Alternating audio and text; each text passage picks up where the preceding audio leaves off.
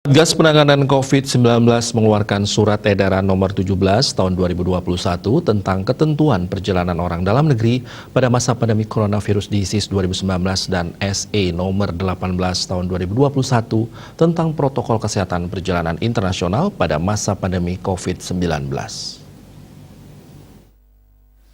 Kebijakan ini efektif berlaku mulai Rabu 11 Agustus sampai waktu yang ditentukan kemudian dan akan dievaluasi lebih lanjut sesuai dengan perkembangan terakhir di lapangan atau hasil evaluasi dari kementerian lembaga terkait. Dengan diberlakukannya SE nomor 17 tahun 2021 dan SE nomor 18 tahun 2021 ini, maka SE nomor 16 tahun 2021 dan SE nomor 8 tahun 2021 yang sebelumnya mengatur hal yang sama dinyatakan tidak berlaku. Menurut juru bicara Satgas Penanganan COVID-19 Profesor Wiku Adhisa Smito, surat edaran ini selaras dengan ketentuan tentang perpanjangan PPKM yang mulai berlaku mulai 10 Agustus.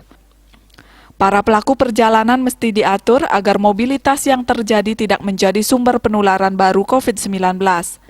Adita Irawati, juru bicara Kementerian Perhubungan mengatakan, Instruksi Mendagri nomor 30/31 dan 32 tahun 2021 dan SE Satgas nomor 17 dan 18 tahun 2021 ditindaklanjuti Kementerian Perhubungan dengan melakukan penyesuaian melalui penerbitan 2 surat edaran Kemenhub hanya pada transportasi udara. Keduanya yaitu SE Kemenhub nomor 62 tentang petunjuk pelaksanaan perjalanan orang dalam negeri dengan transportasi udara pada masa pandemi COVID-19 dan SE Kemenhub nomor 63 tahun 2021 tentang petunjuk pelaksanaan perjalanan internasional dengan transportasi udara pada masa pandemi COVID-19. Sama dengan SE Satgas, SE Kemenhub ini berlaku mulai 11 Agustus 2021.